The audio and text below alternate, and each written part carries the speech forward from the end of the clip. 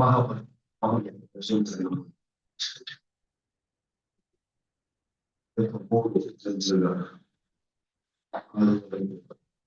నాలుగు రోజులుగా వెలకట్టలేని ప్రేమతో అందరూ మోరేగా జీవన పోరాటంలో వారు చేస్తున్న పనుల్లో ఎంతో ఒత్తిడి పై అధికారులకు లోబడాలని బయటకు చెబుతూ ఉంది. మీ పైన అధికారులకు లోబడి బయటకు చెబుతూ ఉంది. ఆ యొక్క వాక్యానికి లోబడి వారు అధికారులతో మాట్లాడి ఒప్పించి బలవంతంగా కూడా మేము వెళ్ళాలి, మా సహోదరుని కలుసుకోవాలి, ప్రభుని ఆరాధించాలి అని ఒకే ఒక లక్ష్యంతో మరి 4 దినాలు నిజంగా చాలా రోజులు నేను చూస్తూ ఉన్నాం. వాళ్ళు ఫోన్ చేస్తూ ఉన్నారు, రావాల్సిందని వాళ్ళు ఎంతో ఒత్తిడి చేస్తూ ఉన్నారు. మరి భౌతికంగా పనుల్లో చేసే సహోదరులు ఉన్నారు, అటువైపున ఒత్తిడి ఉన్నాయి. వాటన్నిటిని కూడా వాళ్ళు పక్కన పెట్టి కుటుంబ అవసరాలను పక్కన వచ్చి శరీర అవసరాలను పక్కన పెట్టి ఎంత ఒత్తిడి ఉన్నప్పటికీ దాని అంతటిని అడుగున మరుగు చేసి క్రీస్తు ప్రేమతో వారి ముఖంపై చిరునవ్వు చెల్లిస్తూ సంతోషంతో ఆనందంతో నీ మందిరంలో ఉంటారు. నిజంగా ఇలాంటి గొప్ప ప్రశస్తమైన సహోదరులు కలిగి ఉండడం చాలా సంతోషం.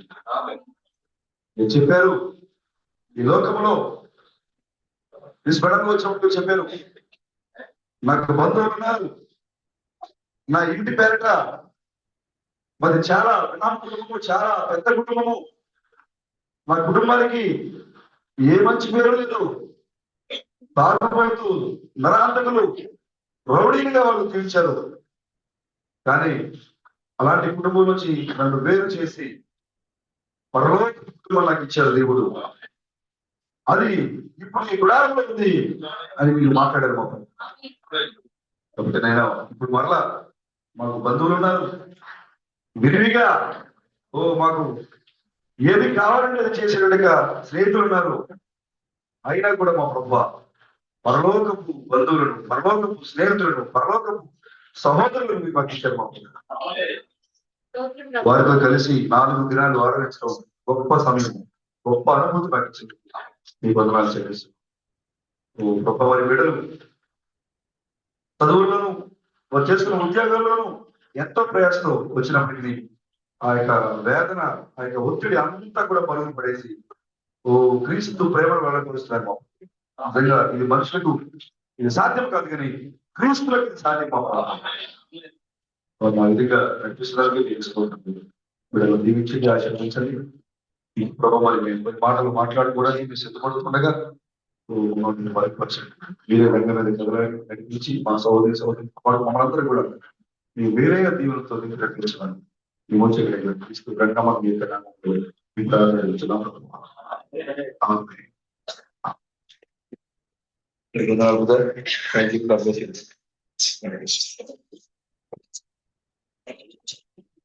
పొదుపులు పోకుండా ఉండాలని చాలా ప్రయత్నం చేస్తూ చాలా జాగ్రత్త పొదుపుగా వాడతానండి. సిస్టర్ కూడా అతి మధురం తీసుకొచ్చారు. ఎందుకంటే సిస్టర్కి ఆసక్తి ఎక్కువ, మనందరికీ ఆసక్తి.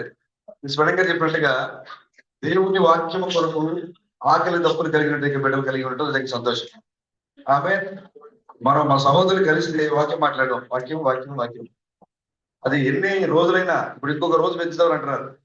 నేను నిన్న నుంచి కంట్రోల్ చేస్తున్నా. బ్రదర్ చూద్దాం సహోదరులు అందరూ కూడా మరి ఒత్తిడిలో ఉన్నారు కాబట్టి ఇప్పటికే 4 రోజులు అయిపోయింది కాబట్టి వారి యొక్క వెసులుబాటును బట్టి అందరూ కూడా ఇబ్బంది లేకుండా ఉంటే కనుక ఖచ్చితంగా మనం ఆ సమయాన్ని తీసుకుందామని చెప్పారు. అంటే వాక్యం కొరకు మీరు చేస్తున్నటువంటి పోరాటము, ప్రయత్నము, ఆసక్తి చాలా గొప్పది. ఆమె మార్కు సువార్త 16వ అధ్యాయము 7వ వచనం.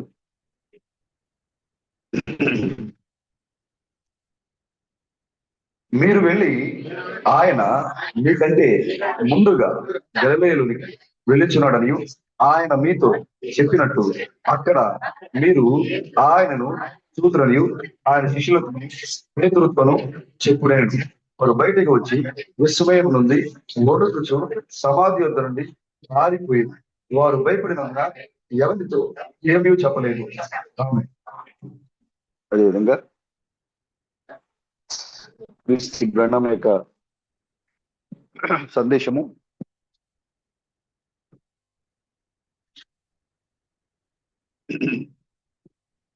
మన యొక్క విమోచన పత్రమైనటువంటి ముద్రల నుంచి చిన్న భాగాన్ని నేను చదవాలనుకుంటున్నాను. మరియు సరిగ్గా అప్పుడే ఆయన నన్ను పైకెత్తిను. ఆయన నన్ను పైకి లేవదీసి, పేర చెప్పలేదు కదా, సారీ, 7వ ముద్ర, ముద్రల పుస్తకంలో 7వ ముద్ర 299వ పేర. మరియు సరిగ్గా అప్పుడే ఆయన నన్ను పైకి ఎత్తిను. ఆయనను పైకి లేవదీసి మరియు ఒక కూటము జరుగు స్థలములో ఎత్తుగా నన్ను కూర్చుండబెట్టాను. అది ఒక గుడారం వలె లేక ఆలయం వలె కనిపించినది. మరియు నేను చూసినప్పుడు మరియు అక్కడ ఒక చిన్న పెట్టె దాని ప్రక్కన ఒక చిన్న స్థలముతో ఉండేది. మరియు మీరు అక్కడ పటములు చూస్తున్న నాకు పైగానున్న ఆ వెలుగు ఎవరితోనో మాట్లాడుతున్నట నేను చూచితిని. మరియు అది నా యొద్ద నుండి పోవచ్చు. ఆ విధముగా సుడులు తిరుగుచు మరియు ఆ గుడారమునకు పైగా వెళ్ళిపోయాను. మరియు నేను నిన్ను అక్కడ కలుసుకునేదను అని చెప్పాను. మరియు ఇది 3వ ఈడ్పుగా ఉండను.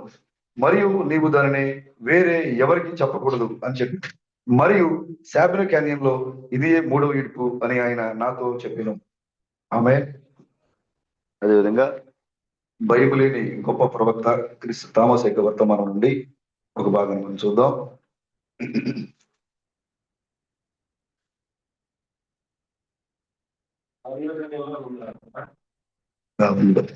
లేదు దాంట్లో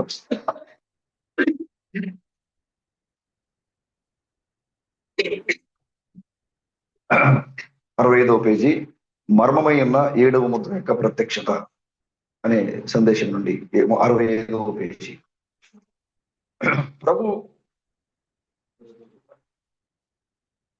ప్రభు యొక్క దూత ఇంకా గాలిలో నా ప్రక్కన నిలబడి ఉండెను. నిన్ను అక్కడ కలుసుకునేదను అని అతడు నాతో చెప్పాను. ఆయన చేయి చిన్న గది వైపు చూపించుండగా నేను చూచితిని. ఇది 3వ ఈడ్పు అని ఆయన చెప్పాను. ఆ బలమైన వ్యక్తి ప్రజలందరినీ చక్కగదిలోనికి 3వ ఈడ్పులోనికి నడిపించుండెను. ఒక బలమైన వ్యక్తి వచ్చెను మరియు ఆయన స్ట్రక్చర్ మీద ఉన్న మహిళను గుడార ఆవరణపు ద్వారము గుండా మరియు చక్కగా గది ద్వారము గుండా లోనికి పంపాను. గొప్ప ప్రవక్త మీద ఉన్న అదే అగ్నిస్తంభము ఇప్పుడు నిజమైన పెళ్లి కుమార్తె మీదకి వచ్చినాం. నా పరిచర్లో తోడుగా ఉండు ఆ వెలుగు నాకు బాగుగా పరిచయమైన శబ్దము చేశాను. మరియు అది నాలో నుండి ఆ చక్క గదిలోని వెలుట చూచితిని. 3వ ఈడ్పు ద్వారా మాత్రమే మనము సంపూర్ణతను పొందుకొని పరిపూర్ణతను సాధించగలము. ఒక బలమైన వ్యక్తి వచ్చి మరియు సెక్షన్ మీద ఉన్న మహిళను గుడా ఆవరణపు ద్వారము గుండా మరియు చక్కగా గది ద్వారము గుండా లోనికి పంపాను. రోగి అయిన ఆ మహిళ చక్కగది యొక్క వెనుక భాగంలో ఉన్న ద్వారము గుండా ఆమె బయటకు వచ్చిన నేను చూచితిని. ఆమె స్ట్రక్చర్ పై లేదు, దాన్ని నెట్టుకుంటూ అటు తరువాత ఒక వ్యక్తి తన చేతులలో చేతికర్రలు పట్టుకుని బయటకు వచ్చిన మన గొప్ప బోధకుడైన పరిశుధాత్మ బయలుపరిచిన గుడార దర్శనం యొక్క వివరణ. ఆమె చిన్న ప్రార్థన చేసుకున్నాం. ఓ మా మంచి ప్రభువా, గొప్ప దేవుడా, క్రీస్తువణ ప్రభువా, మీకే స్తుతులు స్తుతులు స్తుతులు స్తుతులు స్తుతులు స్తుతులు స్తుతులు మీకు మాత్రమే ఘనత కలుగును గాక. మాతో ఉన్న దేవుడా, మాలో ఉన్న దేవుడా, మమ్మల్ని నడిపించే దేవుడా, మీకే వందనాలు చెల్లిస్తున్నాం. ఓ ప్రభు, మరి ఇప్పటి వరకు మా ప్రశస్తమైన సహోదరుని ద్వారా మరి కొన్ని మాటలు మాకు వినిపింప చేసిన దేవుడా, మీకే వందనాలు.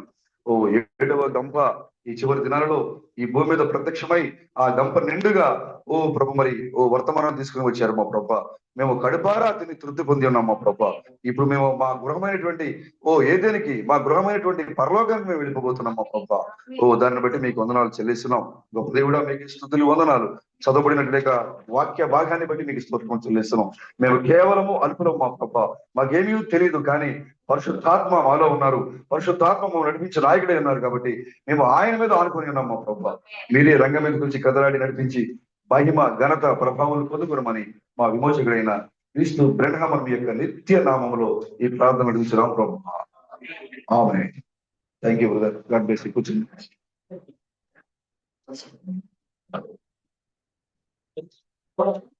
శాస్త్రం చెప్తానే ఉంది, చాలా శబ్దం బాగలేదు కదా, ఎందుకులే ఈరోజు రెస్ట్ తీసుకో. ఆ? కానీ ఇలాంటి సమయంలోనే ప్రభువుకి మహిమ. ఆమె మనం చాలా సార్లు చెప్పుకున్నాం కదా, ఒక డాక్టర్ పరిశీలన చేసి గొంతు నొప్పిగా ఉందని విశ్వనాథ్ హాస్పిటల్కి వెళ్ళారు. డాక్టర్ పరిశీలన చేసి అర్జెంట్ గా మీరు ప్రసంగం చేయడం మానేయాలి. ఎందుకంటే అసలు ఎక్కడ మీ లోపల మీ ఏం అసలు ఏం లేదేంటి అసలు, మొత్తం ఏమైపోయినాయి, అయిపోయాయి లోపల. ఒకరికి కనపడలే, ఆ లోపల ఉన్నటువంటి మీ స్వర పేటికలో ఒక్క పేటికి కూడా మాకేం కనపడలే. మీరు అర్జెంట్ గా మానైపోతే మీరు మీ స్వరాన్ని కోల్పోతారు, మీ గొంతు ఆగిపోద్దని చెప్పారు. అప్పుడు ఆయన చెప్పారు, ఓ క్రీస్తు స్తోత్రం. ఆయన చెప్పినప్పుడు ఆయన ఏం చెప్పారు, దేవునికి స్తోత్రం కలను గాక, ఒకవేళ నా గొంతు ఆగిపోయినా సరే నేను ఆయన కోసమే పనిచేస్తాను. ఆమె ఈ సమయంలోనే ప్రభుకి మహిమ కలిగినట్లుగా మనం ఆయన నామాన్ని గణపరచాలి. హల్లెలూయా. సరే, మంచిది. సమయం కొంచెం ఆలస్యమైంది. అందరూ భోంచేశారా? చేయలేదా? కొంతమంది ఇటు పోయారు, కొంతమంది ఇటు ఊపుతున్నారు. అంటే కొంతమంది చేశారుగా. సరే, మంచిదైతే గాడ్ బ్లెస్ యూ. చేశారు కాబట్టి కొంచెం ఎక్కువసేపు ఉండొచ్చు మీరు. ఒకరోజు నేను అనుకుంటున్నాను, ఖచ్చితంగా ఒకరోజు నైట్ అంతా పెడదామని నాకు ఆశ ఉంది. ఉదయం 6 గంటలకు స్టార్ట్ అయితే తెల్లవారు 6 గంటల వరకు ఎంతమంది ఉంటారు బ్రదర్? చూడాలి, ఆ రోజు చూడాలి బ్రదర్. ఇప్పుడు చెయ్యి బాగానే ఎత్తారు, ఎందుకంటే ఈ రోజు లేదు కదా. ఈ రోజు ఎలాగో లేదు కాబట్టి ఇప్పుడు చెయ్యి బాగానే ఎత్తారు. ఆ రోజు చూడాలి ఎంతమంది ఉంటారు, ఎన్నిసార్లు బయటికి వెళ్ళి వస్తుంటారు. ఆ రోజు చూడాలి మనం. ఖచ్చితంగా ప్రభు చిత్తం అయితే ఒక రోజు సాయంత్రం 6 నుంచి ఉదయం 6 వరకు ఒక రోజు నైట్ అంతా పెడదాం. దేవుడు ఎలాగో మనకి విశాలమైన మందిరాన్ని ఇచ్చారు కాబట్టి మనకి ఇబ్బంది లేదు. ఆమె దానికోసం మీరు ప్రార్థన చేయండి. దేవుని చిత్తాన్ని బట్టి ఒకరోజు ఖచ్చితంగా సాయంత్రం 6 గంటలకు స్టార్ట్ అవుద్ది, ఉదయం 6 గంటలకు క్లోజ్ అవుద్ది.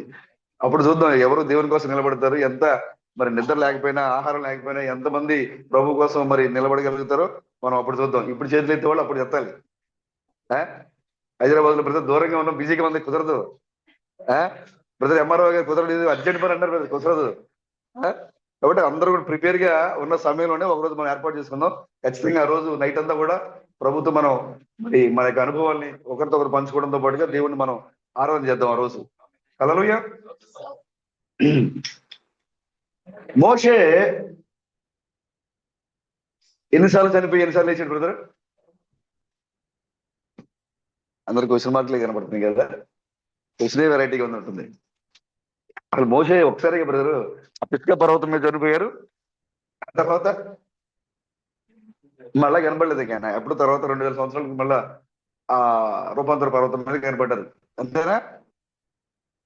కానీ పెళ్లి కుమార్తెకి మోషే 3 సార్లు మరణించి 3 సార్లు తిరిగి లేచాడు. హల్లెలూయా. పెళ్లి క్రైస్తవులకైతే మోషే ఒకసారి వచ్చాడు, వెళ్ళిపోయాడు. కానీ మనకైతే మోషే ఎన్నిసార్లు వచ్చాడు? 3 సార్లు వచ్చాడు, 3 సార్లు వెళ్ళాడు. ఆయన 3 యాత్రలు ఉన్నాయి మోషే యొక్క పరిచర్య. 120 సంవత్సరాల పరిచర్య 3 భాగాలుగా విభజించి, మోషే పరిచర్యని 3 భాగాలుగా విభజించి 40 దేవుడు విభజించి 3 భాగాల్లో 3 పరిచర్యలు జరిగించారు దేవుడు. ఆమేన్. హల్లెలూయా. ఎంతమంది నిద్రపోతారు ఇప్పుడు? నిద్రపోయాడు ఎంతమంది ఉన్నారు ఇప్పుడు? ఎవరు లేరా? మీ మాట నిలబెట్టుకోవాలి మరి. పవర్ సిస్టర్ పేరు చెప్పారంటే సిస్టర్ ఫీల్ అవ్వకూడదు, ఎందుకంటే సిస్టర్ మెలుగుగా ఉంటారు. ఎప్పుడు మనం 1 గంట 2ంటికి సిస్టర్ పేరు పెట్టారంటే సిస్టర్ లాగా మీరు మెలుగుగా ఉండాలని. నైట్ మన జూమ్ లో 1 గంట 2ంటికి కూడా సిస్టర్ మరి మనతో మాట్లాడుతూ ఉంటారు. మరి మీరు ఎంతమంది ఉంటారు చూద్దాం. హల్లెలూయా. మోషే 3 నెలల పసిబాలుడు. ఎన్ని రోజులు బాలుడు? 90 రోజులు. 90 రోజులు బాలుడు. దాచారు వాళ్ళు ఐగుప్తు యొక్క మంత్రస్థానం నుంచి, ఐగుప్తు యొక్క ఆజ్ఞల నుంచి తల్లిదండ్రులు మోషేని దాచారు. తర్వాత ఇక దాగిలైపోయారు. ఆ ఎకేబేదు మీరు దమ్ము దగ్గర నుంచి ఇటు వచ్చేయండి, లేగలక్కడ మైక్ ఇటు వచ్చే, నువ్వు కూడా ఇటు వచ్చేయమ్మా. డ్రమ్ము కొట్టేటప్పుడు నేను పిలుస్తా లేదా, ఎవరెవరు డ్రమ్ము కొట్టాలి ముందే పిలుస్తా. మైక్ని పిలుస్తా, అనిషత్తుని పిలుస్తా.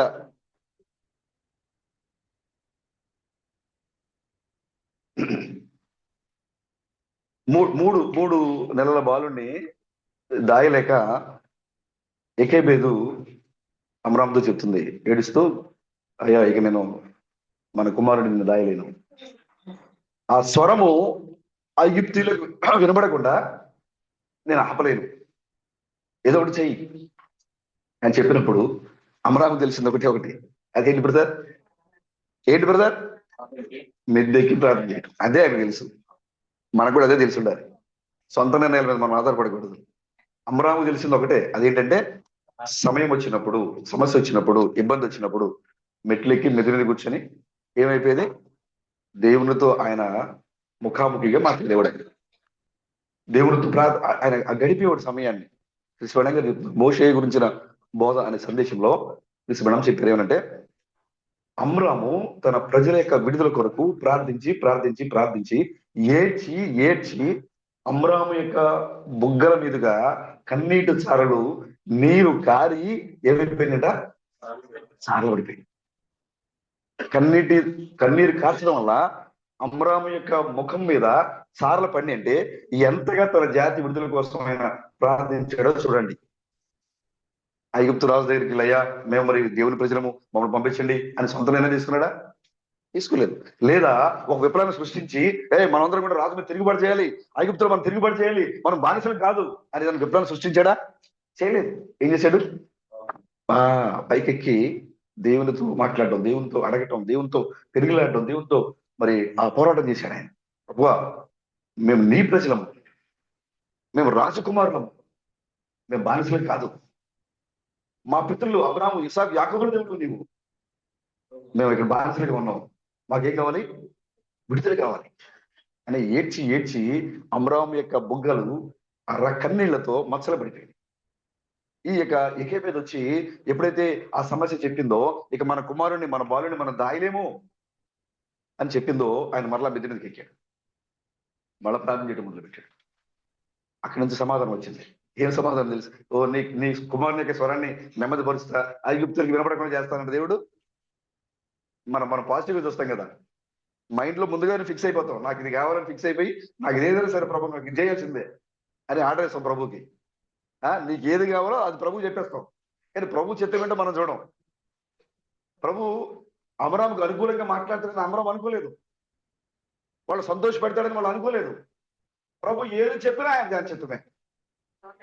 ఆయనకు ఒక సమాధానం వచ్చింది. ఏమిటో తెలుసా? నీ బిడ్డని జమ్మి పెట్టెలో పెట్టి నదిలో వదిలే. ఆ తర్వాత ఏం జరుగుతుంది చెప్పమండి. నేను వెళ్తాను, జమ్మి పెట్టెతో పాటు నేను వెళ్తాను, అక్కడి నుంచి ఐగుప్తులకు పంపిస్తాను. రాజకుమార్తె వచ్చి నీ కుమారుని తీసుకుని లోపలికి వెళ్ళి పెంచుద్ది, ఆ రాజకుమారుడిగా ఐగుప్తులో ఉంటాడు అని చెప్పుంటే వీళ్ళకి విశ్వాసం ఎందుకు బ్రదర్? అవసరం లేదు కదా. ప్రార్థన చేసిన అవసరం ఉంది లక్ష్మణ్ బ్రదర్? అవసరం లేదు. ప్రభు చెప్పారు ఏమనంటే, నీ కుమారుడిని జమ్మిపెట్టెలు పెట్టి నైలు నదిలో వదిలే. ఆమె అని మోక నుంచి వచ్చాడు కిందకి. గబగబ వెళ్ళి జమ్మి కోసుకొచ్చాడు, పెట్టె తయారు చేశాడు, కీళ్ళు పూసాడు దాన్ని.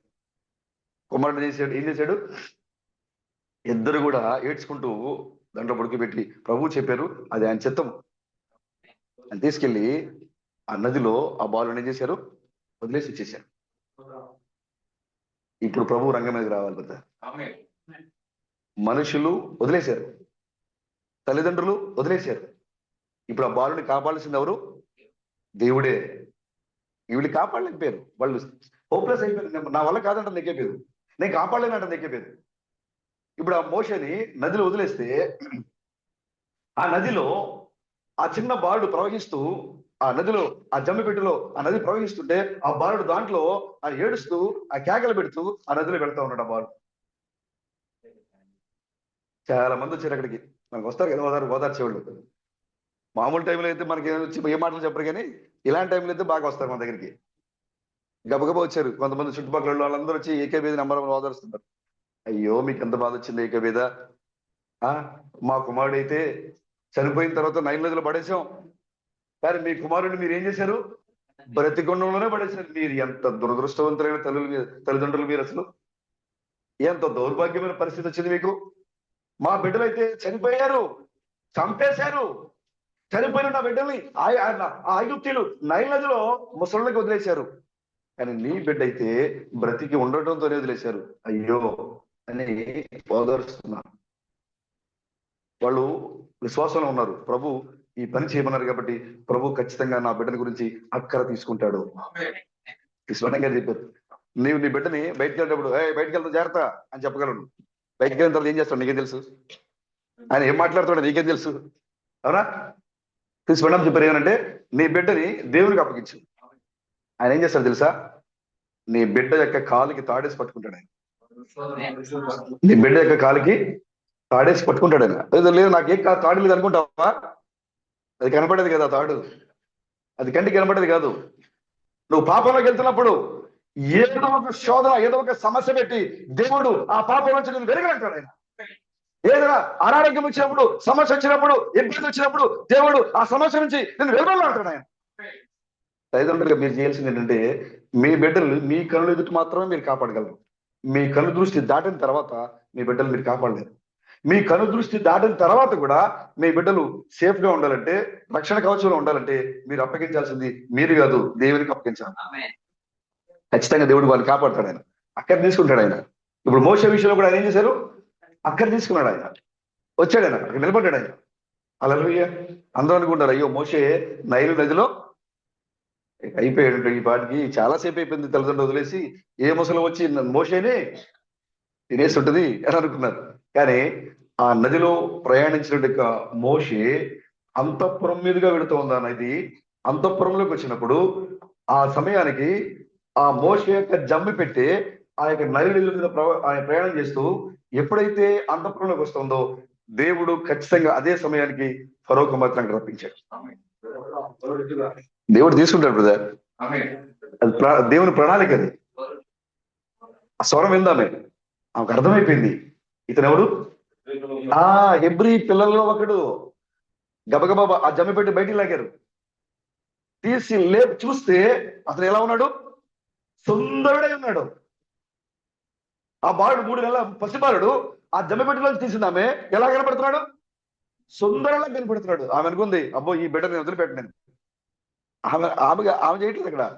ఆమె తలంపులు దేవుడు ఆలోచన పుట్టించాడు. అక్కడ కారణము వెనక తల్లిదండ్రుల యొక్క ప్రార్థన. ఆమె ఆ యొక్క రాణి ఈ బాలుడిని విడిచిపెట్టను అని తీసుకుని వెళ్ళి లోపల పెట్టింది. ఇప్పుడు నైలు నదిలో చనిపోయాడు అనుకున్నటువంటి మోషే ఎక్కడున్నాడు బ్రదర్? అంతఃపురంలో రాజకుమారుడిగా పెరుగుతున్నాడు ఆయన. హల్లెలూయా. మరొక సంభవం జరిగింది మోషే జీవితంలో. అంతఃపురంలో రాజకుమారుడిగా పెరిగాడు ఆయన. తనెవరో తెలుసుకున్నాడు. తన జాతిని విడుదల చేయాలనుకున్నాడు. తన జాతికి విమోచన ఇవ్వాలనుకున్నాడు. అంతఃపురాన్ని విడిచిపెట్టాడు. ఫరోకి వ్యతిరేకించాడు. ఏ దేశమైతే అతను పోషించిందో ఆ దేశానికి ఏం చేశాడు? ఆయన విరోధం అయిపోయాడు, తిరుగుబడతాడు అయిపోయాడు. తన జాతిని విడిపించాలనుకున్నాడు. కానీ సొంత ప్రజలే ఏం చేశారు? తిరుగుబాటు చేశారు. నువ్వేమన్నా మాకు అధికారివా ఏంటి? నువ్వు మా మీద నీ అధికారం చేస్తున్నావేంటి? ప్రభుత్వం చేస్తున్నావేంటి? నువ్వు మా మీద ఎలా ఉంటావు అని తిరుగుబాటు చేశాడు. వారి కోసము ఒక హత్య కూడా చేశాడు. ఎవరు? మోషే హత్య చేశాడు వాళ్ళ కోసం. నా ప్రజల్ని హింసిస్తారా మీరు అని ఐగుప్తులు ఏం చేశారు? కొట్టి చంపి ఇసుకలో పాతిపెట్టాడు. రహస్యం ఎవరికి తెలియదు. వీళ్ళు అంటున్నారు ఈ రహస్యాన్ని కూడా బయట చెప్పారు. ఐగుప్తుని చంపినట్టు కూడా నన్ను కూడా చంపుదాం అనుకుంటున్నావా? మా పైన అధికారం నీకు ఎవరిచ్చారు అని తిరుగుబాటు చేశారు. ఆ విషయం బయటకు వచ్చింది. మరి ఏం చేశారు? మోషేని ఆ ఐగుప్తు నుంచి వెలుపలికి పంపించేశారు. ఎడారిలో వదిలేశారు. ఎడారిలోకి వెళ్ళిపోయిన మోషే వీళ్ళు అనుకుంటారంట మోషే చనిపోయింటాడు ఎడారిలో. ఎందుకంటే ఎడారిలో ఏం దొరుకుతుంది మోషేకి? ఏం దొరకదు కదా, చనిపోయింటాడు అనుకున్నారు. కానీ ఎడారిలోకి వెళ్ళినట్టు మోషే ఎడారిని జయించి అవతలకి వెళ్ళి మిద్యాను అరణ్యంలో 40 సంవత్సరాలు జీవించాడు ఆయన. ఆమేన్. ఆయన ఎడారి నుంచి ఎక్కడికి వెళ్ళాడు? మిద్యాన్లోకి వెళ్ళాడు. మొదటి భాగంలో నైలు నది నుండి అంతఃపురానికి వెళ్ళాడు. రెండవ భాగంలో ఎడారి నుండి మిద్యానికి వెళ్ళాడు ఆయన. ఒక రోజున ప్రభు పిలిచాడు, నువ్వు వెళ్ళి ప్రజలు విడిపించాడు. వీళ్ళందరూ ఐగుప్తులు ఏమనుకుంటారు? మోషేని చనిపోయి ఉంటాడు ఎడారిలో, ఎప్పుడో మోషే 40 సంవత్సరాలు ఇంకా బతుకుంటాడా అని అనుకుంటారు వీళ్ళు. కానీ ఒక రోజున ఆయన వంగిపోయిన కర్రతో, ఆయన నెరిసిన జుట్టుతో ఆయన ఏం చేశాడు? నేరుగా ఐగుప్తుకు వచ్చాడు. ఎలా తెలుసా? ఈసారి పారిపోయిన మోషే, వ్యతిరేకించబడిన మోషే, మరి ఇతను అబద్ధీకుడు, తిరుగుబడతాడని నింద మోపిన మోషే, వెలివేయబడిన మోషే ఇప్పుడు తిరిగి ఐగుప్తుకు వచ్చాడు. ఎలా తెలుసా? ఐగుప్తు యొక్క దేవుడిగా. ప్రభు చెప్పారు, నువ్వు ఎవరికి దేవుడివి? నువ్వు ఫరోకు దేవుడివే. వాడు అనుకున్నా చనిపోయాడని, కానీ ఎలా వచ్చాడైనా? దేవుడిగా వచ్చాడు ఆయన. ప్రభుకి స్తోత్రం కలిగాక మూడో సంభవం, ఆయన మరలా చివరిగా పిస్కా కొండ మీద ప్రభు చెప్పారు, మోషే ఇక నువ్వు వచ్చేయి, నీ సమయం అయిపోయింది. ఓ ప్రభు నీకు స్తోత్రం, నీ సమయం అయిపోయిందంటే నీకు స్తోత్రం, నువ్వు కొండ మీదకి వెళ్ళు, ఇగో నీకు చూపిస్తాను, నేను మీకు నీ పితరులు నీ యొక్క ప్రజలకు ఇస్తానని చెప్పినటువంటి దేశము అదుగో. దూరం నుంచి చూశాడు ఆయన. ఆ తర్వాత ఆ కొండ మీదే చనిపోయారు. వాళ్ళు అక్కడే సమాధి చేశారు. వాళ్ళు అక్కడే సమాధి చేసి మోషే యొక్క శరీరం పైన రాళ్ళు వేశారు. రాళ్లతో సమాధం చేశారు. వాళ్ళు అనుకున్నారు మోషే ఇక్కడే ఉన్నాడు, మోషే ఈ రాళ్లలోనే ఉన్నాడు, ఈ సమాధిలోనే ఉన్నాడు అని. 30 దినాలు మోషే కోసం వాళ్ళు ఏం చేశారు? దుఃఖం సెలపించారు, సంతాప దినాలు ప్రకటించారు 30 రోజులు. ఎందుకంటే ఆ మోషే ఆ సమాధిలో ఉన్నాడు అనుకుంటారు వాళ్ళు. కానీ మోషే సమాధిలో ఉన్నాడా? లేడు. ఎక్కడున్నాడు మోషే? వెంటనే మోషే యొక్క శరీరం పైన ఎప్పుడైతే రాళ్ల కుప్ప వేయబడిందో, పరలోకం నుంచి మైటీ ఏంజెల్ మిఖాయేలు దూత కిందకి దిగి వచ్చింది. ఎవరి కోసం తెలుసా? మోషే యొక్క శరీరాన్ని పైకి తీసుకెళ్ళడానికి. అందరూ అనుకుంటారు మోషే ఈ రాళ్ల కుప్పలోనే ఉన్నాడు అనుకుంటారు వాళ్ళు. కానీ 2000 సంవత్సరాల తర్వాత మోషే చనిపోలేదు, సజీవంగా ఉన్నాడని రూపాంతర కొండ మీద కనపడ్డాడు నుంచి. హల్లెలూయా. అవునండి, 3 సార్లు మోషే లోకానికి చనిపోయినట్టుగా కనపడ్డాడు, కానీ ఆయన 3 సార్లు సజీవంగానే ఉన్నాడు. 3 సార్లు దేవుడు ఈ లోకానికి వచ్చాడు. యేసుక్రీస్తుగా వచ్చాడు ఆయన. ఈ లోకం అనుకుంటూ ఉంది మేము సిలివేశాం, మేము చంపేశాం అని అనుకున్నారు. లేదు లేదు లేదు, ఆయన సమాధిలో లేడు. ఆయన తిరిగి లేచి అమెరికా కనపడ్డాడు. ఆయన అమెరికాలో వాళ్ళు అనుకున్నారు, వాళ్ళందరూ కూడా ఈ అబద్ధ ప్రవక్తను మేము ఎక్కడ భరించాలి, ఇద్దరు చంపేయాలి, మా సంఘాలు పూజ చేస్తున్నాడు అని అమెరికా వీధుల్లో కారు యాక్సిడెంట్ లో ఆయన ఏం చేశారు? చంపాలని ప్రయత్నం చేశారు.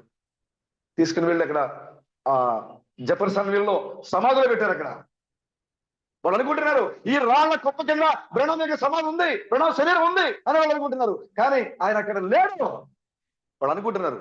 కానీ ఆ బ్రెనహాము ఆ అమెరికాలో అక్కడ కారు యాక్సిడెంట్ లో మరణించినట్లుగా కనపడినటువంటి ఆ బ్రెనహాము తిరిగి లేచి ఇండియాలో మరలా మనకు కనపడ్డాడు ఆయన. ఆమె ఇక్కడ ఇప్పుడు ఎలాగ ఉన్నాడు బ్రదర్? వీళ్ళు ఏమనుకుంటారు ఇప్పుడు? ఈ సమాధిలో ఉన్నాడు ఆయన అనుకుంటారు. మనం వెళ్ళి పెట్టొచ్చాం, ఆయన ఇక్కడ ఈజ్ రైజన్, ఆయన ఇక్కడ లేడు. ఎందుకంటే సమాధి క్రీస్తుని బంధించి ఉంచలేదు. ఆ అధికారం సమాధికి లేదు. ఆయన సమాధిని జయించి తిరిగి లేచిన దేవుడు ఆయన. హల్లెలూయా. కాబట్టి క్రీస్తు 3 సార్లు ఈ యొక్క ప్రపంచానికి, ఈ లోకానికి, మానవ చరిత్రలో మానవ లోకానికి 3 సార్లు ఈ లోకానికి దిగి వచ్చాడు ప్రభు. ఒక్క రాకడే అర్థం కాలే ఈ ప్రపంచానికి, ఒక యేసుక్రీస్తు రాకడే అర్థం కాలే ఈ ప్రపంచానికి. కానీ నీకైతే దేవుని యొక్క 3 విధములైన ప్రత్యక్షతలు నీకు అర్థమైంది. మీ యొక్క కనులు, మీ చెవులు ఎంతో ధన్యమైపోయిన సోదరులు. హల్లెలూయా. ప్రభుకి స్తోత్రం కలుగుగాక. సరే, మంచిది. చదవబడిన లేఖన భాగం నుండి నేను మిమ్మల్ని అక్కడ కలుసుకుంటాను. ఆమేన్. నేను మిమ్మల్ని అక్కడ కలుసుకుంటాను. ఎవరు చెప్పారు? వెలుగు, ఎలోహిం, జీవించిన దేవుడు. హల్లెలూయా. మనం చదువుకున్నాం ఇక్కడ ముద్ర పుస్తకంలో రిషి మేడం చెప్పారు 7వ ముద్రలో ఒక స్థలం కనపడతా ఉంది. అక్కడ నేను బోర్డు పెడితే బాగుంటుంది అనిపించింది నాకు ఈరోజు, కానీ అప్పటికప్పుడు మనకి ఇక్కడ దొరికే అవకాశం లేదు. ఇది బోర్డు మీద ఎక్స్ప్లెయిన్ చేస్తే బాగా క్లియర్ గా అర్థమైంది, కొంతమంది సోదరులకి తెలియదు కాబట్టి.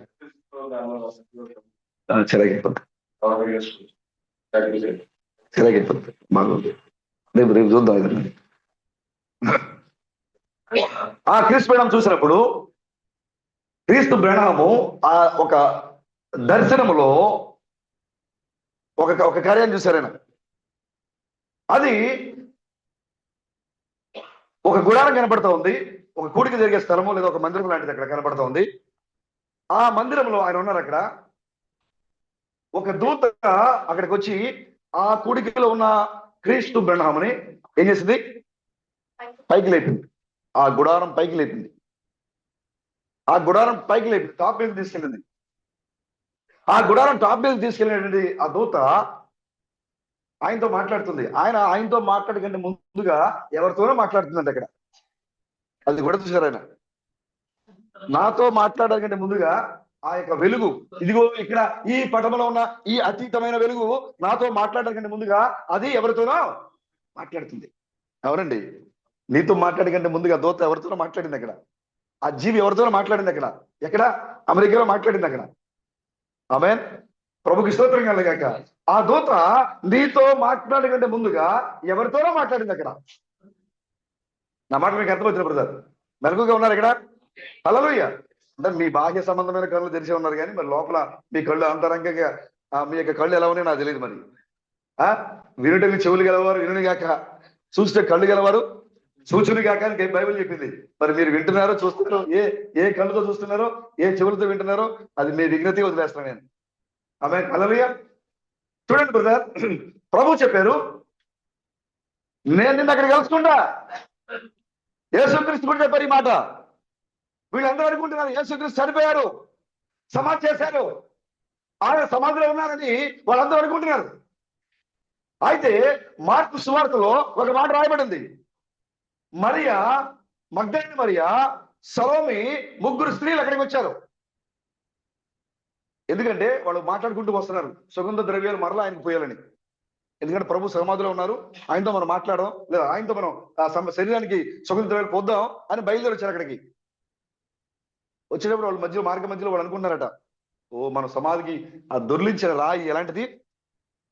చాలా పెద్ద రాయి కదా, మోతేసింది. ఆ రాయిని మన కొరకు ఎవరు పొర్లిస్తారు? ఆ రాయి పొర్లించాలి. ఆ సమాధి ఖాళీగా ఉందని చెప్పాలంటే ఒక వర్తమానం రావాలి. ఇప్పుడు ఆ రాయి పొర్లించడానికి మనకు ఎవరున్నారు అని వారు ఒకరితో ఒకరు మాట్లాడుకుంటూ వస్తున్నారంట. వాళ్ళు సమాధి దగ్గరికి వచ్చేసరికి యేసు క్రీస్తు యొక్క సమాధి తెరవబడింది. వాళ్ళు ఆశ్చర్యపడ్డారు. విస్మయం ఉందని బైబిల్లో రాయబడింది. వాళ్ళు విస్మయం ఉందనంట వాళ్ళు. ఎందుకంటే అసలు ఇంత పెద్ద బండ ఈ టైంలో ఎవరు పక్కకు దొరికించుంటారు? ఈ తెల్లవారుజాము సమయంలో ఇంత పెద్ద బండని ఎవరు పక్క దొరికించారు? ఎవరు బ్రదర్? వాళ్ళకి ఆశ్చర్యం కలిగింది. వాళ్ళు ఆశ్చర్యపోయారు, విస్మయం ఉంది వాళ్ళు మార్గ మధ్యలో వారు మాట్లాడుతూ వచ్చారు. వాళ్ళు మనకి ఈ బండని మనకి ఎవరు దొరికిస్తారు, ఎవరు పొల్లిస్తారు, అది చాలా పెద్ద బండ కదా అని వాళ్ళు అక్కడికి అనుకుంటూ వస్తే ఏమైంది? ఆ బండ ఆల్రెడీ ఉదయకాల సమయంలో ఆల్రెడీ ఆ బండ పొర్లించబడింది బ్రదర్. హల్లెలూయా. వాళ్ళు అక్కడికి వచ్చే సమయానికే బండ పొర్లించబడింది. వాళ్ళు ఆశ్చర్యపడి లోపలికి తొంగి చూసి వాళ్ళు అడుగుతున్నారు. లోపల ఒక మనిషి కనపడ్డారు. ఆ మనిషి ఎవరు తెలుసా? పరలోకం నుంచి దిగి వచ్చిన ఒక పడుచువాడు అని బైబిల్లో రాయబడింది. అక్కడ చూడండి 16వ అధ్యాయం చూడండి ఒకసారి.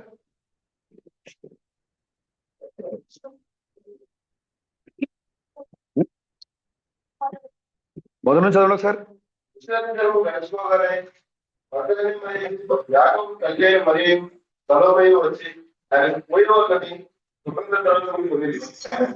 వారు ఆదివారం చెప్పకుండా లేచి బయలుదేరి సూర్యోదయమైనప్పుడు సమాజాన్ని మర్చుకుండగా సమాజ ద్వారం నుండి వారి వరకు ఆ రాయి ఎవరు సూచించినది ఒకరితో ఒకరు చర్చించుండేది. వారు వచ్చి కన్నది చూడగా రాయి వెలుగుబడి ఉండడం చూసి ఆ రాయి ఎంతో పెద్దది బ్రదర్. ఆ రాయి చిన్నది కాదు, ఎంతో పెద్దది. ఆ మర్మము ఎంతో పెద్దది. క్రీస్తు సమాధిలో లేడు అని చెప్పే ఈ మర్మము ఎంతో పెద్దది. అది మనుషుల వర్తమానం కాదు, దేవుడి వర్తమానం. అది క్రీస్తు వర్తమానం. అది ఆ రాయి పొర్లించాలంటే ఒకరిద్దరు ముగ్గురు వల్ల కాదు బ్రదర్. ఎంతో పెద్ద రాయి. అంత పెద్ద రాయి పొర్లించబడి ఉండడం చూసి వాళ్ళు ఏమైపోయారు? విస్మయం అంది పేరు. ఎలా సాధ్యమైంది బ్రదర్? ఇది జరుగుతుందా? ఊహించి చెప్పడం కాదు, వాక్యాధారంతో చెప్పాలి.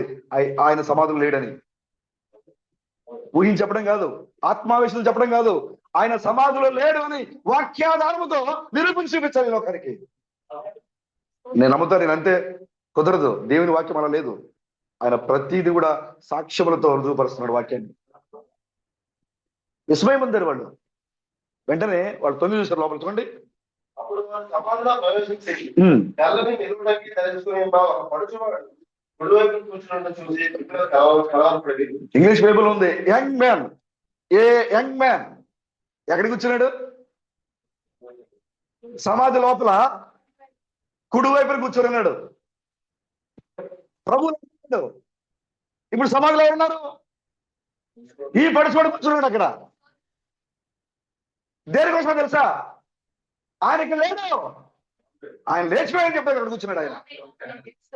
ప్రభుకి స్తోత్రం కలగాక. ఆయన అంటున్నాడు ఆయన సమాధిని జయించాడు. ఆయన సజీవుడు. ఆయన మృతుడు కాదు, ఆయన సజీవుడు. సమాధి ఆయన బంధించి ఉంచలేదు అని సాక్ష్యం ఇవ్వడానికి ఆ పడుచువాడు ఆ సమాధి దగ్గర కూర్చున్నాడు అక్కడ. ఆయన కుడి పార్శ్వంలో కూర్చున్నాడు అక్కడ. ప్రభుకి స్తోత్రం కలగాక. హల్లెలూయా. ఎప్పుడైతే ఆ దూత మాట్లాడుతుందో వీళ్ళు వింటూ ఉన్నారు. చదవండి బ్రదర్.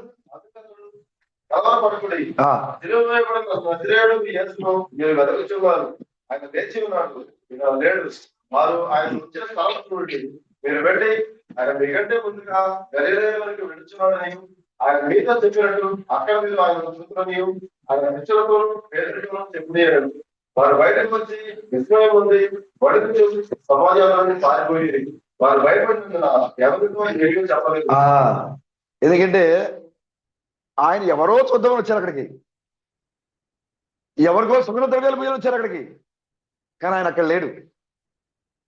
మొన్న బ్రదర్ యేసుక్రీస్తు సమాధిలో లేడు. ఆయన వెళ్ళిపోయాడు అక్కడి నుంచి.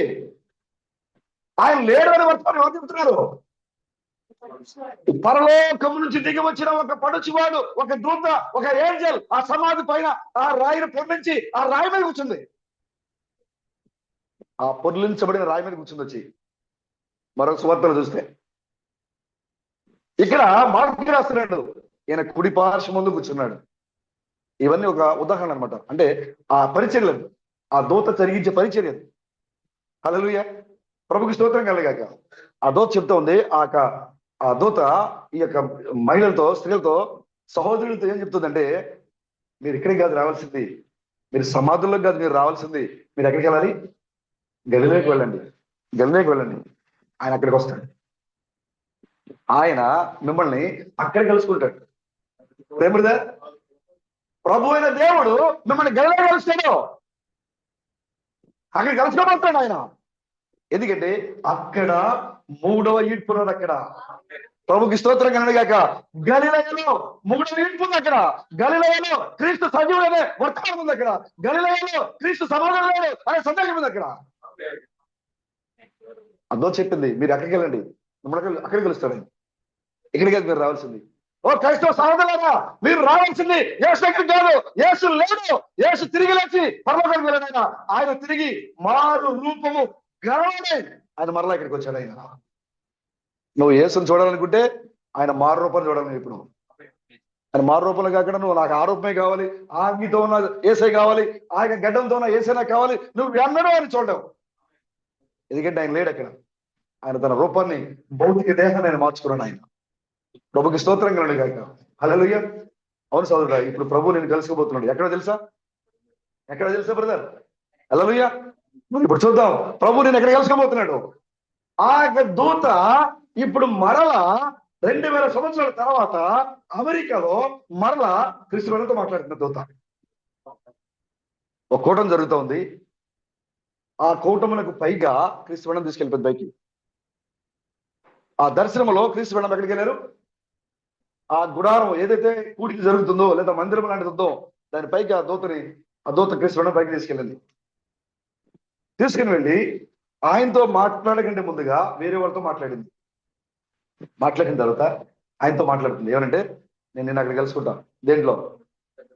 ఆ గదిలో చిన్న చెక్క పెట్టిలాంటి గది కనబడుతుంది. అక్కడ ఆ దూత చెప్తోంది, నేను నిన్న అక్కడ కలుసుకుంటా అని. ఎప్పుడైతే దూత మాట్లాడిందో అక్కడ మాట్లాడుతున్న వెలుగు, ఆయన తలపైన ఉన్న వెలుగు, ఆ యొక్క సుడులు తిరుగుతూ ఎక్కడికి వచ్చింది అది? ఆ చెక్క గదిలోకి వచ్చేసింది. చెక్క గదిలోకి వచ్చేసింది ఆ వ్యక్తి. ఆయన చూస్తూ ఉన్నారు. ఆ చెక్క గది ముందుగా ఒక బలమైన, ఒక స్ట్రాంగ్ మ్యాన్ నిలబడినాడు అక్కడ.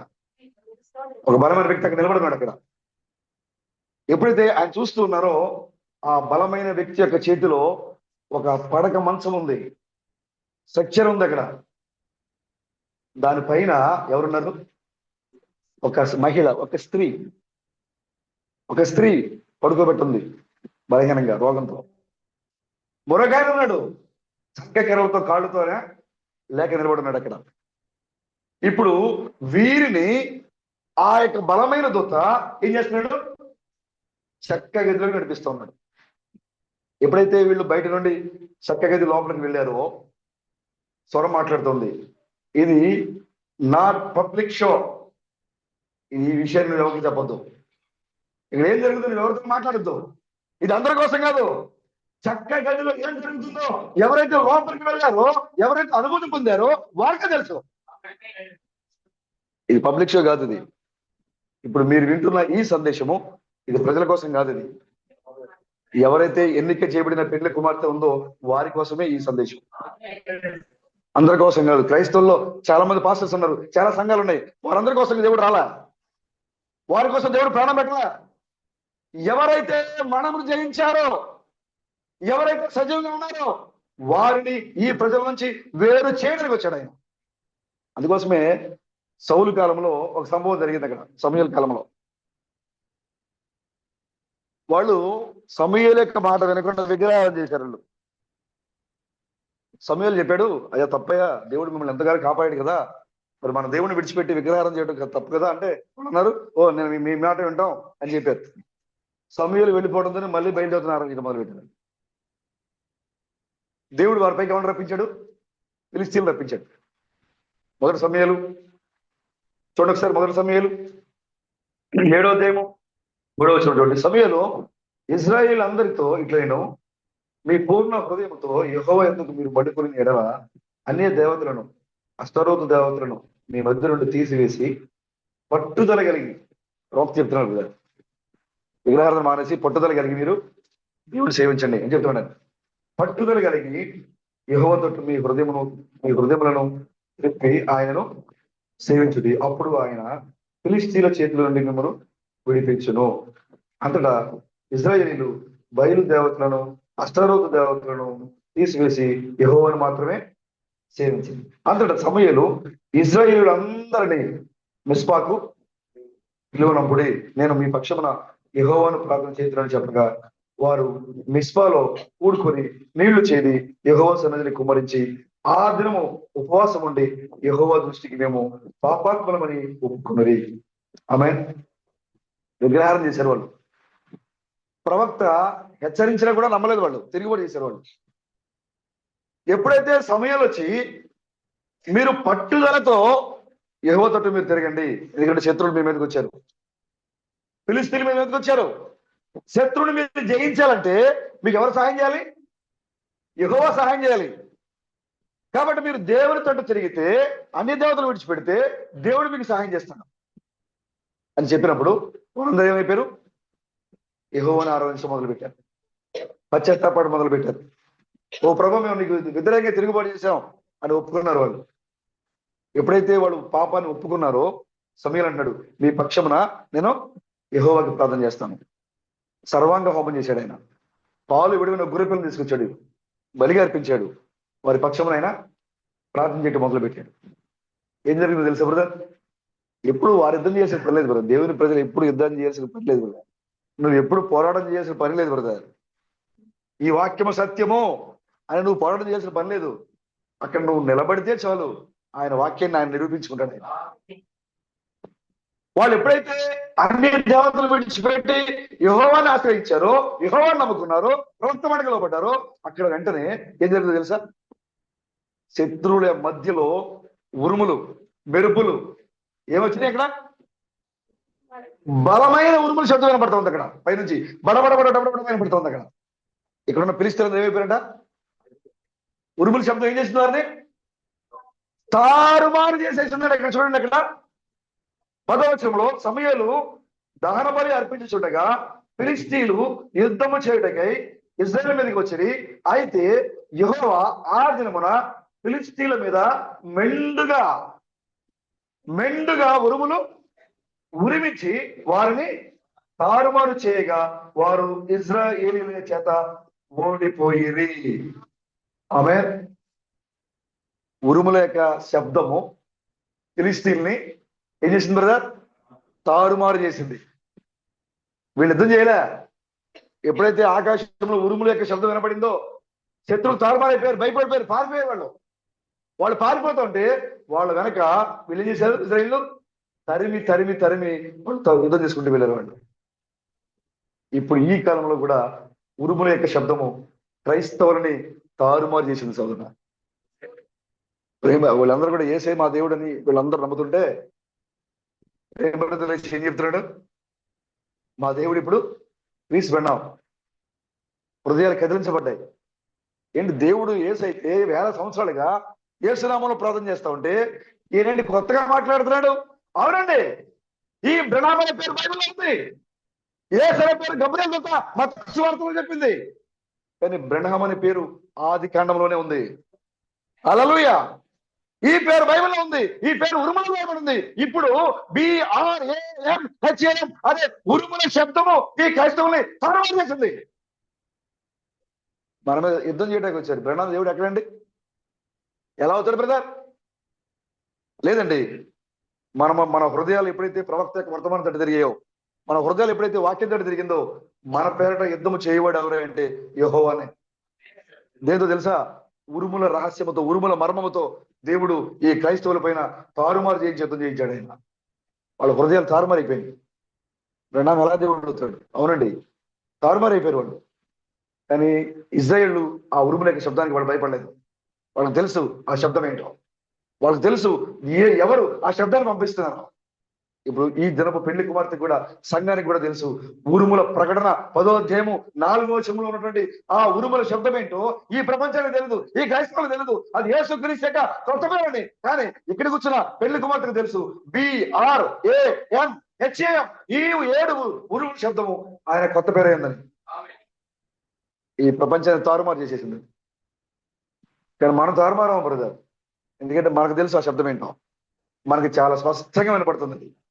యేసుక్రీస్తు మాట్లాడుతుంటే ప్రభు నన్ను మహిమపరచు అంటే ఆయన ఏమన్నాడు? నిన్ను మహిమపరిచిదని అన్నాడు ఆయన. ఆ అడిగినానికి క్లారిటీ ఉంది, చెప్పినా క్లారిటీగా చెప్పాడు. కానీ పక్కన ఉన్న వాళ్ళకి ఏమంట ఏదో ఉరిమినట్టుగా వినపడింది అంటే వాళ్ళకి. ప్రభు అడిగాడు, ప్రభు నన్ను మహిమపరచు అని అడిగాడు ఆయన. ఆకాశం నుంచి ఒక శబ్దం వినపడింది, నేను నిన్ను మహిమ పరిచితిని. మరలా మహిమపరిచితును. ఈయన అడిగాడు, ఆయన చెప్పాడు. వీళ్ళిద్దరికి బాగానే ఉంది. ఆయన చుట్టూ ఉన్న వాళ్ళకి ఏమనిపడిందంట? యేసుక్రీస్తు పైకి చూసి అయ్యా నన్ను మహిమపరిచి అంటే పక్కన ఉన్న వాళ్ళు చూస్తున్నారు ఏం సమాధానం వద్దని. పైనుంచి ఏ సమాధానం డుమ్ అని పడింది వాళ్ళకి. కానీ యేసుక్రీస్తు మాత్రం నేను మహిమపరిచాను, మరలా మహిమపరుస్తాను. ఇప్పుడు ఈ క్రైస్తవులందరికీ బెండాం అంటే ఏమైనా పడుతుంది కదా? డుమ్ శబ్దాలు వినపడుతున్నాయి వీళ్ళకి. అర్థం కాదు శబ్దము. కానీ ఇక్కడ కూర్చున్న యేసు క్రీస్తునికి తెలుసు ఆ శబ్దము ప్రభు దగ్గర నుంచి వస్తూ ఉంది. ఆ ధ్వని ప్రభు ధ్వని, ఆ తారుమారు చేసింది ప్రభు యొక్క శబ్దము. కాబట్టి దేవుడు ఈ చివరి కాల సమయంలో 2వ రాకడలో మానవుడిగా ఉరుముల శబ్దంతో ఈ లోకానికి దిగి వచ్చాడు ఆయన. హల్లెలూయా. ప్రభుకి స్తోత్రం కలుగుగాక. ఈ దూత మాట్లాడుతోంది అక్కడ. ఈ దూత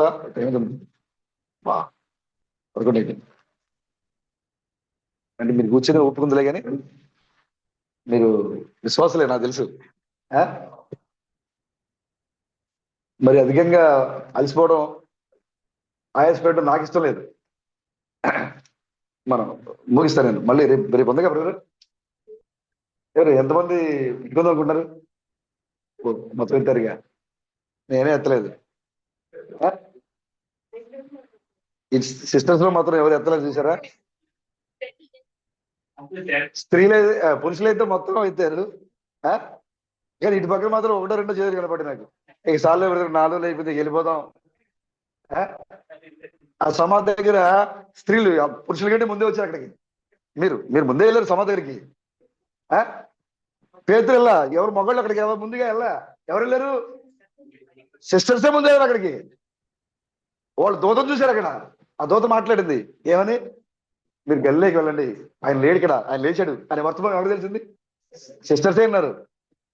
దాన్ని చూసి వాళ్ళు భయపడి వణికి పారిపోయారు అంటాడు.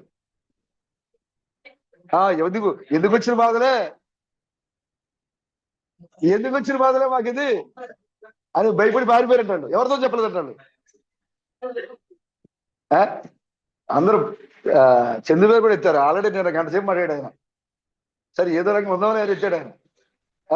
కానీ మీరు ఖాళీగా ఉండి మీకు ఎదురే పని లేవు కదా. ఒకళ్ళ ఇద్దరు మాత్రమే ఉద్యోగాలు ఉన్నాయి, మిగతా అందరూ ఖాళీగా. కానీ చేయి మాత్రం ఎత్తట్లా.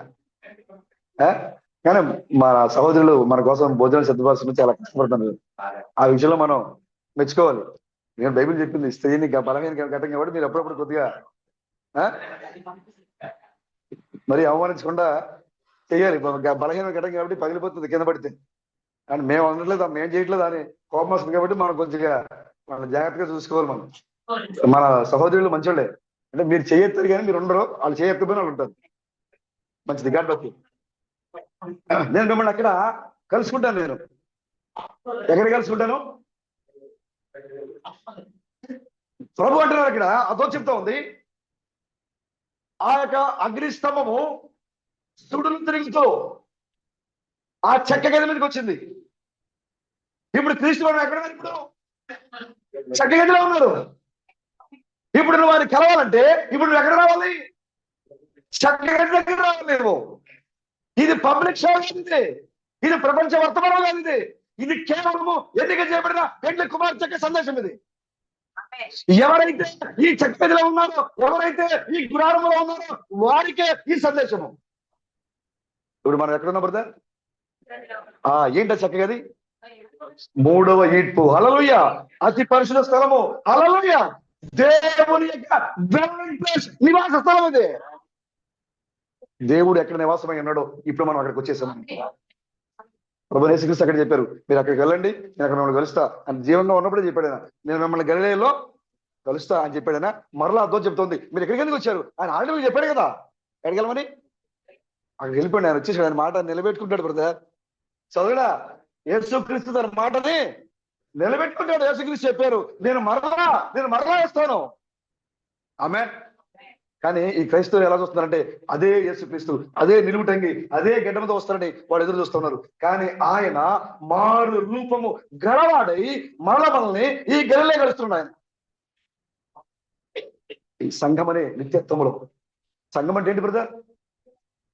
ఆడుకునే స్థలం కాదు బ్రదర్. ఇది నిత్యత్వపు స్థలం, ఇది పరలోకపు స్థలం. ఇది క్రీస్తు బేణం. ఇప్పుడు నేను ఎక్కడికి వెళ్ళబోతున్నాడు? ఇక్కడే. క్రైస్తవ సహోదరులారా, ఇప్పుడు దేవుడు యేసు రూపంలో లేడు, దేవుడు తన రూపాన్ని మంచుకున్నాడు. నువ్వు ఆయన చూడాలంటే ఇప్పుడు ఈ చెక్క గదికి రావాలి. ఇప్పుడు నిన్ను కలుసుకునే చోటు చెక్క గది ఉన్నది. హల్లెలూయా.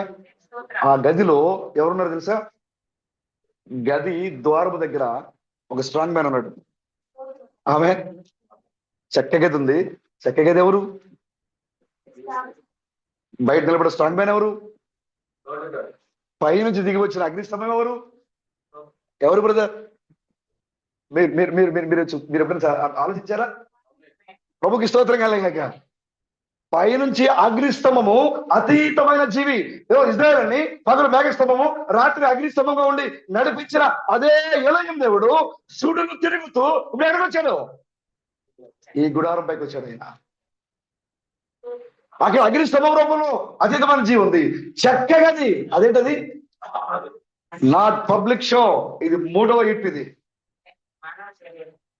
ఈ గది లోపల ఎవరైతే లోపలికి వెళ్తారో వాళ్ళు తీసుకెళ్ళడానికి ఒక స్ట్రాంగ్ మ్యాన్ కావాలి. బయట రెడీగా ఉన్నాడు ఆయన. ఎవరు? ఒక బలమైన దూత, స్ట్రాంగ్ మ్యాన్, సత్యతో రెడీగా ఉన్నాడు ఆయన. దానిపైన ఒక స్త్రీ పడుకోబెట్టబడి ఉంది. ఆమె బలహీనంగా ఉంది. ఎప్పుడైతే ఈ యొక్క బలమైన వ్యక్తి ఆ సహోదరుని లోపలికి తీసుకుని వెళ్ళాడో, లోపల ఏం జరిగింది ఎవరికి తెలియదు. లోపల ఏం జరిగిందో ఎవరికి తెలియదు. ఇప్పుడు ఈ గుడారం లోపల ఏం జరుగుతుందో బయట ఎవరికి తెలియదు బ్రదర్. హల్లెలూయా. ఈ గుడారం లోపల ఏం జరుగుతుందో బయట ఎవరికి కూడా తెలియదు. ఇక్కడ ఏం జరుగుతుందో తెలుసా? క్రీస్తుల తయారీ. వాక్యముగా మారడం, పెళ్లి కుమారుడు పెళ్లి కుమార్తెగా మారడము, పెళ్లి కుమార్తె పెళ్లి కుమారుడిగా మారిపోవటము, హల్లెలూయా, మానవులు దేవుడిగా మారిపోవటము. ఈ లోకానికి జీర్ణించుకోలేని మాటలు. దేవుడే, మనిషే కదండి. మనిషి దేవుడు ఎలా అవుతాడు? లేదండి, దేవుడు మానవుడిగా వచ్చి మానవుడిని దేవుడిగా చేశాడు. చనిపోతున్న దేవుడు మానవుడి కోసము దేవుడు చనిపోయి మానవుడిగా మనిషిని చేశాడు దేవుడు.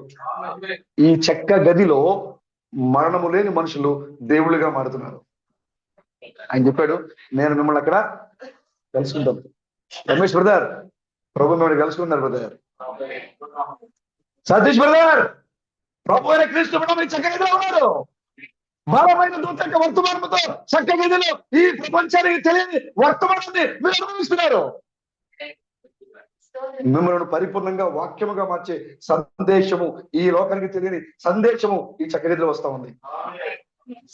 ఆ బలమైన దూత, హల్లెలూయా, ఆ బలమైన దూత సుడులు తిరుగుతూ వచ్చిన అగ్ని స్తంభాన్ని తన తలపైన వేసుకొని, ఆమేన్, అధికారం కలిగిన బలమైన దూత నిన్ను నన్ను లోపల తీసుకుని వెళ్ళి మనము కోల్పోయిన అవయవాలను పరిపూర్ణంగా మార్చే సందేశము మనకిస్తూ ఉన్నాయి.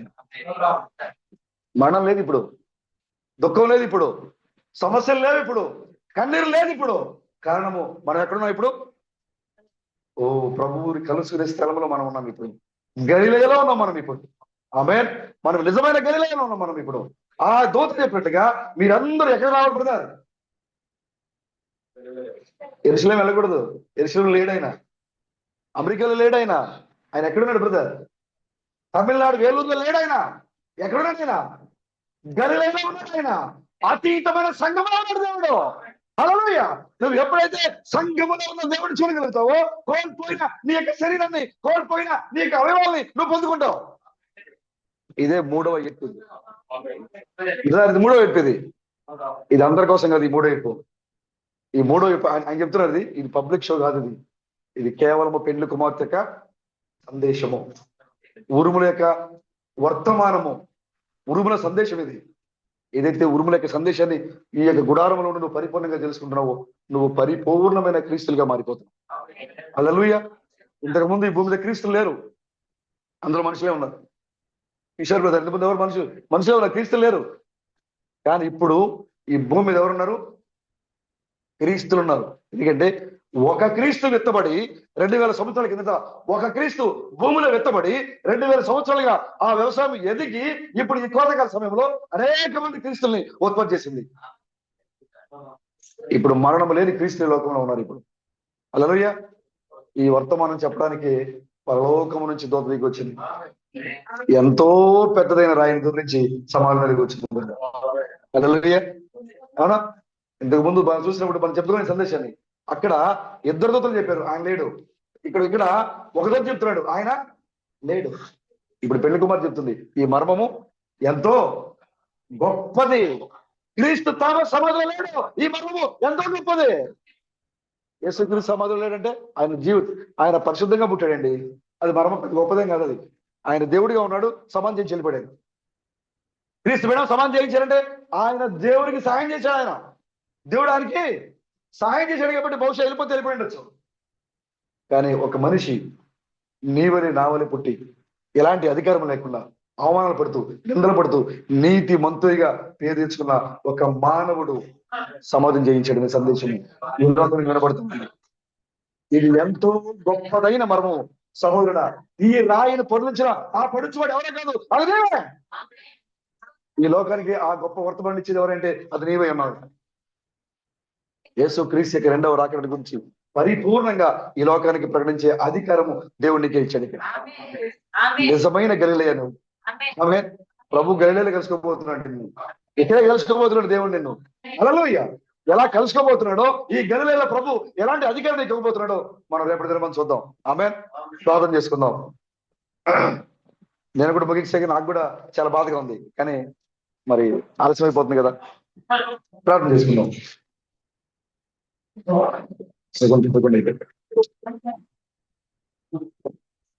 ప్రార్థన చేసుకుందాం. మనం లేచి నిలబడదాం. ఒక్క నిమిషం బ్రదర్ ప్రార్థన చేసుకుందాం.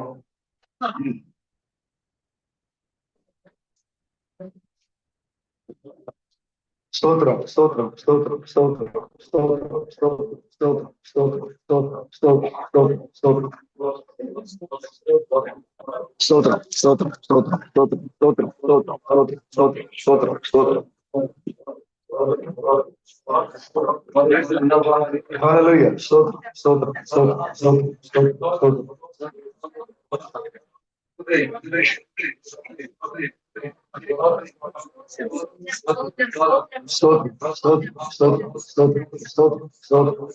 స్తోత్రం ఓ మా మంచి ప్రభువా, అబ్రహాము దేవుడా, ఇసాకు దేవుడా, యాకోబు దేవుడా, మా కొరకు మానవుడిగా యేసు క్రీస్తు రూపంలో వచ్చిన మా ప్రభువా, రక్షకుడిగా బయటపరుచుకున్న ప్రభువా, నేను మరలా వస్తాడని చెప్పినటువంటి యేసు క్రీస్తు రెండవ రాకడలో మానవ శరీరంలో క్రీస్తు దృఢంగా వచ్చిన దేవుడా, ఏ స్తోత్రులు స్తోత్రములు స్తోత్రములు. రెండవ రాకడను పరిపూర్ణంగా బయటపరిచిన దేవుడా, నీకే వందనాలు స్తోత్రములు స్తోత్రములు. మురుగుల రహస్యము ఈ లోకానికి మరుగుగానే మాకైతే పరిపూర్ణమైన బయలుపాటుగా ఉంది మా ప్రభు. స్తోత్రం స్తోత్రం హల్లెలూయా స్తోత్రం స్తోత్రం స్తోత్రం స్తోత్రం. మహాపరిశుద్ధుడా, గొప్ప దేవుడా, ఇశ్రాయేలుకి పైన ఉన్న దేవుడా, ఇశ్రాయేలుతో ఉన్న దేవుడా, మాతోను మాలో ఉన్న దేవుడా, భూమి ఆకాశములకు సృష్టికర్తమైన దేవుడా, నీకే స్తుతులు వందనాలు.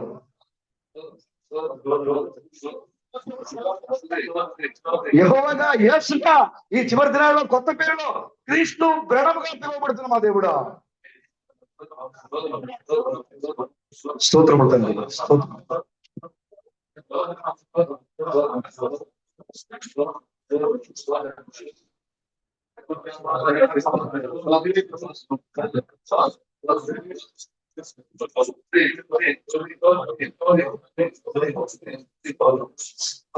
హల్లెలూయా స్తోత్రం స్తోత్రం స్తోత్రం.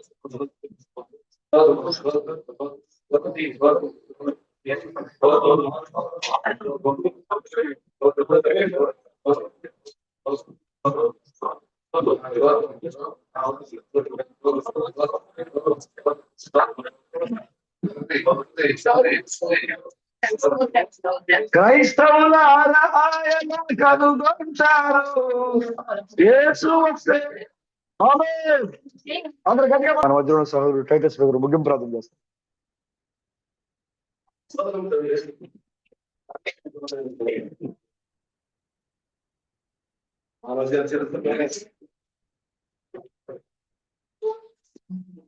మీలో ఉన్నటువంటి కరుణనంతా ఏ కాలంలోనూ మానవ జాతి మీద మీరు చూపించినంత కృపనంతా ప్రభువా, ఈ చివరి దినాల్లో ఈ దేన అల్పమైన ఎందుకు పరిగణటువంటి యొక్క చిన్నమంద మీద గమనించినందుకు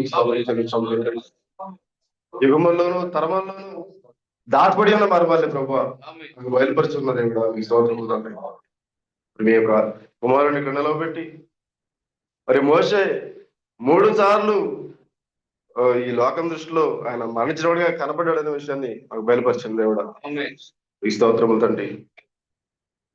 ఏ విధంగా ఆ యొక్క మోషే 3 సార్లుగా ఈ లోకానికి మరణించినట్టుగా కనపడ్డాడు, మరి దాన్ని మరి మీ యొక్క రాకడలకి ముడివేసి ప్రభువా ఏ విధంగా మీరు చూపించి ఉన్నారో దాన్ని ఇప్పుడు మేము గ్రహించున్నాం తండ్రి. మీ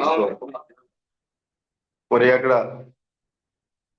సమాజంలో పెట్టబడిన యేసుక్రీస్తు తిరిగి లేచినప్పుడు ఆయన ముందుగానే చెప్పి ఉన్నాడు, గలిలయలో మమ్మల్ని కలుసుకుంటానని చెప్పి ఉన్నాడు ప్రభు. మీ స్తోత్రం తండ్రి. మరి అయినప్పటికీ మరి వాళ్ళు దాన్ని గ్రహించలేకుండా మరలా సమాధి దగ్గరికి వెళ్ళినప్పుడు మరి అక్కడ గొప్ప రాయి, మరి అనేక మంది మనుషులు దొర్లించారు తప్ప దొర్లించబడిన గొప్ప రాయి మరి అతి సాధారణంగా మరి ఒక పడుచువాడు దాన్ని దొర్లించి దాని మీద కూర్చొని ఉన్నట్టుగా మేము చూసినంత. మీ స్తోత్రం. మరి ఒక చోట ఒక పడుచువాడు మరి ఆయన సమాధిలో వచ్చిన చోట కుడివైపున ఆయన కూర్చొని ఉండడాన్ని మేము చూసినంత. మీ స్తోత్రం. ఆయన చెప్తూ ఉన్నాడు, ఆయన గలిలయలో మనం కలుసుకుంటాడు, మీరు అక్కడికి వెళ్ళి శిష్యులతో ఆ మాట చెప్పండి అని చెప్పారు. మీరు చెప్పారు గలిలయ అంటే అది సర్కిల్ అంటే అది ఎక్కడ ప్రారంభమైందో ఎక్కడ ముగించబడిందో తెలియని ఒక మరి వృత్తాకారం మీరు చెప్పినదండి. మీ స్తోత్రం. అది నిత్యత్వానికి ఛాయగా ఉందని మీరు చెప్పినది. మీ స్తోత్రం. ఆయన 2000 సంవత్సరాల క్రితమే మీరు మమ్మల్ని ఉద్దేశించి చెప్పారు, అదిగో ఆ యొక్క నిత్యత్వంలో నేను మమ్మల్ని కలుసుకోబోతున్నాను, మీరు అక్కడ నా కోసం ఎదురు చూడండి అని మీరు చెప్పిన అందుకే ఆ యొక్క నిత్యత్వం నుండి మరి వచ్చిన ప్రజలుగా మమ్మల్ని నుంచి నిత్యత్వం నుండి వచ్చిన ప్రజలు ఎప్పుడు ఈ భూమి మీదకి వస్తారా, ఎప్పుడు నా కుమారులు కుమార్తెల యొక్క రాకడ ఈ భూమి మీద జరుగుతుందని ఎదురు చూసి మరి మా యొక్క రాకడ జరిగిన తర్వాతే మీ యొక్క రెండవ రాకడిని మొదలుపెట్టి ఉన్నారు తండ్రి. మీ స్తోత్రం. మరి మీ యొక్క రెండవ రాకడిని గుర్తించే ప్రజలు ఈ భూమి మీదకి వచ్చే వరకు మీ యొక్క రాకడ మా కోసం వేచి ఉన్న ప్రభు. మీ స్తోత్రం తండ్రి. మరి ఈ యొక్క నిత్యత్వంలోకి మరి మేము అడుగుపెట్టి మరి యొక్క నిత్యత్వపు వర్తమానంలోకి ఆ యొక్క చక్క గదిలోనికి, చక్క గది అంటే అది ఏదో కాదు కానీ అది అతి పరిశుద్ధ స్థలానికి ఛాయగా ఉందని మీరు చెప్పారు. మీ స్తోత్రం. ఆ యొక్క అతి పరిశుద్ధ స్థలంలోకి నడిపించబడిన వ్యక్తికి ఆయన సెకండ్ మహిమ కింద ఆ వ్యక్తి ఉంటాడు. బయట ఏమి జరుగుతుందో, ఎంతకాలం గడుస్తుందో ఆ సమయమే తెలియదని మీరు చెప్పారు. మీ స్తోత్రం. మరి అది నెలలకి ఛాయగా ఉంది, అదే నిత్యత్వానికి ఛాయగా ఉంది. మమ్మల్ని ఆ చక్కలో నడిపించిన దేవుడా, ఆ నిత్యత్వానికి సమయం ఎంత ఉందో కూడా తెలియని స్థితిలోనికి, సమయమే లేని స్థితిలోనికి మమ్మల్ని నడిపించిన దేవుడా. మరి మీరు 2000 సంవత్సరాల క్రితమే మా కోసం వాగ్దానం చేసినట్టుగా ప్రభువా ఆ యొక్క గలిలయలో మమ్మల్ని కలుసుకున్న దేవుడా, ఇక నిత్యత్వపు సమయంలో, ఇక నిత్యత్వపు జనుల మధ్య మమ్మల్ని కలుసుకున్న దేవుడా, మీకు స్తోత్రం తండ్రి.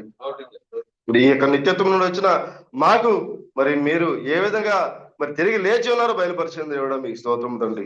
ఏ రూపంలో మీరు రెండో రాకంలో రాబోతున్నారో మాకు బయలుపరిచింది దేవుడా, ఏ విధంగా రెండో సార్లు మీరు వచ్చి ఉన్నారో మాకు బయలుపరిచింది దేవుడా, మీకు స్తోత్రం తండ్రి.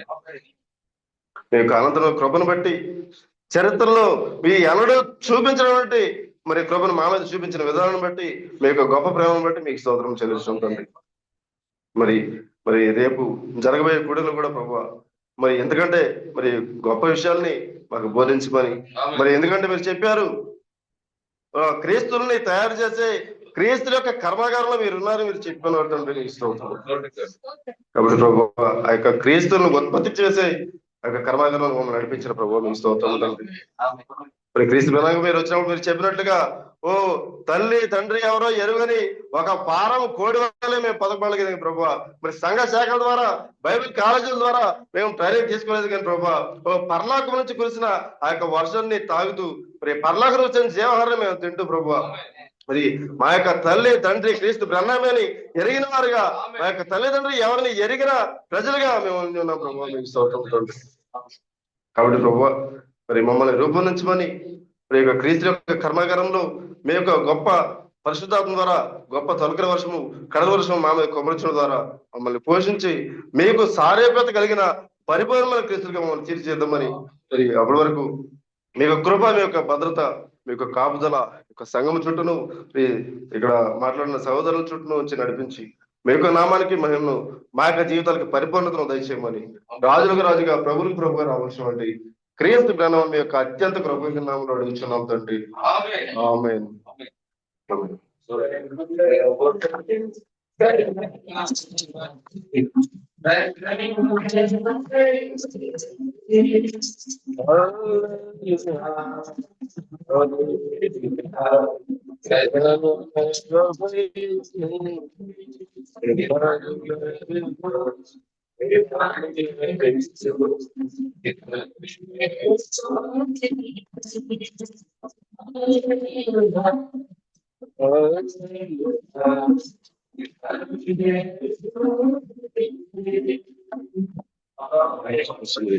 నాదలో సమస్తమైన పరిశుద్ధ ఆ ప్రాణమ క్రీస్తు మా ప్రభువును విమోచకుడైన క్రీస్తు బ్రహ్మం చేసిన కర్మంలో దేన్ని మరో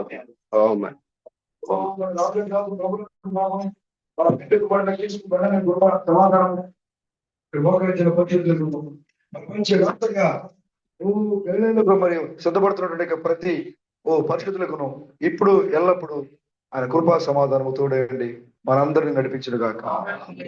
ఆమేన్. ఆమేన్. ఆమేన్. అందరికీ సోదరులా